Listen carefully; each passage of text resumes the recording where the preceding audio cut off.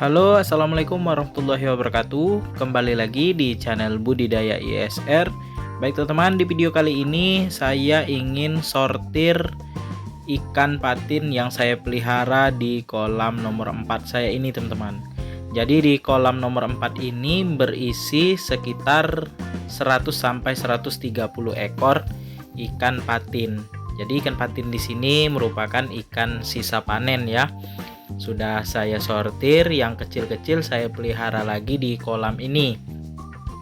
Karena ikan patin sebelumnya saya pelihara di kolam nomor 4 ini dan nomor 5 itu sudah habis saya jual. Jadi sisanya yang masih kecil ini saya pelihara lagi. Nah, nantinya ikan hasil sortiran itu saya akan masukkan ke kolam nomor 1 ini teman-teman. Karena di kolam nomor 1 itu ikan guramenya sudah saya pindah. Jadi ikan patin yang besar itu kita taruh di kolam nomor 1. Nah, yang 2 meter tadi ya. Jadi di situ nantinya ikan yang bisa kita jual.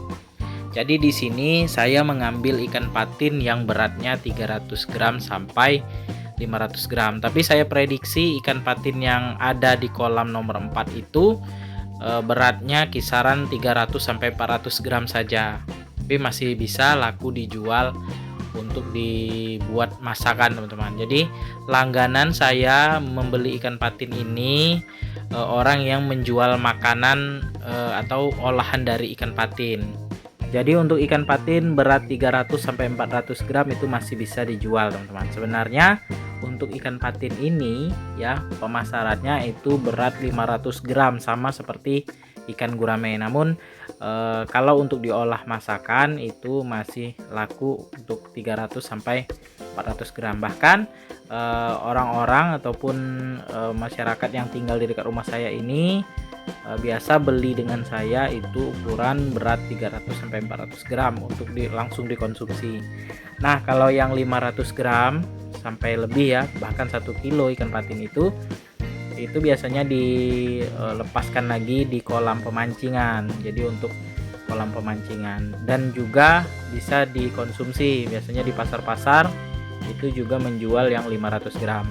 Nah, ini teman-teman airnya sudah mulai surut ya, teman-teman bisa lihat kondisi ikan patin saya di sini sehat-sehat ya, tidak ada yang sakit. Nah, ini sudah kering airnya, langsung kita sortir. Mana yang ikannya kita kira itu besar itu kita masukkan ke dalam ember dan kita pindahkan ke kolam yang 2 meter teman-teman. Ini saya menguras kolam ini menggunakan pompa celup dan lubang central drainnya teman-teman di bagian tengah. Jadi kalau untuk mengeringkan kolam ini atau menguras kolam ini agak sedikit lama karena pipanya di sini untuk pipa pembuangan itu dari pipa 2 inci saya sambung dengan pipa 3/4. Jadi kalau untuk pembuangan itu agak sedikit lama ya, memakan waktu 3 sampai 4 jam. Jadi dibantu dengan pompa celup juga. Nah, ini ikan patinnya ya. Mungkin kalau untuk konsumsi untuk dibuat makanan ya, olahan masakan ini sudah cukup sebesar ini nih teman-teman. Kalau misalnya di pasar itu lebih besar dari ini nih. Jadi sortir ikan patin ini sebenarnya kalau budidaya itu wajar ya, karena kita mencari ikan patin yang ukuran yang besar itu kita pindah supaya kita lebih mudah nanti kalau ada pelanggan yang beli, kita tinggal serok saja di kolam 2 meter. Nanti yang ada di kolam ini kita besarkan lagi dengan porsi pemberian makan itu 2 kali sehari ya, pagi dan sore. Untuk ikan patin ini teman-teman sebenarnya mudah sekali dalam perawatan, cuma kita memperhatikan air ya. Kalau misalnya airnya kotor langsung diganti, karena kalau tidak diganti ikannya dalam jangka waktu 1 sampai 2 hari itu pasti ada yang mati teman-teman. Kalau misalnya gurame itu kalau airnya kotor 5 hari pun masih hidup ikannya, tapi tetap wajib kita ganti airnya. Jadi kalau ikan patin ini selama saya pelihara itu tidak ada kendala. Untuk tingkat kematiannya itu kalau saya bilang cuma 1-2% saja teman-teman. Jadi dari 300 ikan patin yang saya pelihara ini, yang mati itu kisaran 5-6 ekor saja dari 300 itu. Kemudian kematiannya juga itu tidak mati karena penyakit, itu karena dimangsa kucing. Karena di sini airnya cukup dalam, jadi kucing itu melihat ikan patin itu di permukaan itu disambarnya teman-teman. Jadi ikan saya itu tidak murni matinya karena penyakit. Nah, selain itu ikan patin ini ya kalau misalnya dikasih pakan ya, kita kasih pakannya berlebihan, itu bisa ada yang berenangnya kebalik teman-teman, jadi perutnya gembung. Nah itu biasanya kalau saya serok, saya masukkan ke akuarium, nanti kalau normal lagi baru saya kembalikan lagi ke kolam. Itu terjadi di ikan patin saya yang usia 3-4 bulan. Setelah di atasnya itu tidak ada lagi yang terjadi seperti itu.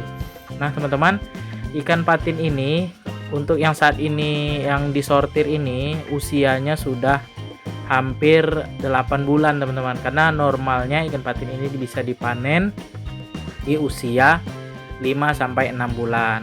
Ini kenapa molor ya atau lewat dari waktunya, karena di dalam kolam ini jumlah tebarnya itu terlalu banyak. Karena saya kemarin ada perbaikan kolam, mau tidak mau ikannya saya satukan di satu kolam ini, jadi pertumbuhannya agak sedikit lambat. Tapi alhamdulillah ikannya masih sehat, bisa kita perbesar lagi ya atau dibesarkan. Nah ini mungkin dari segi pakannya itu ya mungkin bertambah ya biaya pengeluaran untuk pakannya. Untuk harga jual teman-teman, ikan patin ini karena saya langganan dengan yang jual olahan dari ikan patin ini, untuk harga itu saya jual 18.000 per kilo. Kalau misalnya saya antar ke rumah itu 25.000 per kilo, sudah dibersihkan atau disiang ya kalau bahasa kami di sini. Nah itu teman-teman. Jadi untuk ikan patin ini, untuk pakan alternatif saya tidak ada memberikan pakan alternatif, cuma memberikan pelet 2 kali sehari.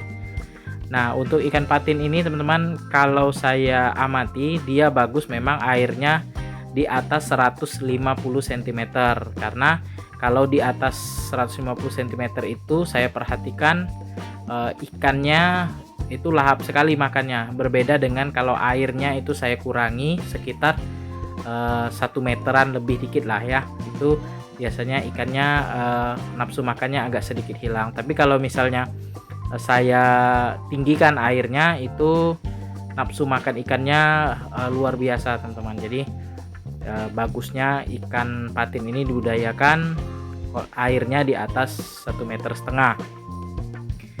Nah ini untuk kolam saya ini, untuk budidaya ikan patin ini lebar 1,5 meter, kemudian tinggi kolam keseluruhan itu 2 meter 10 cm.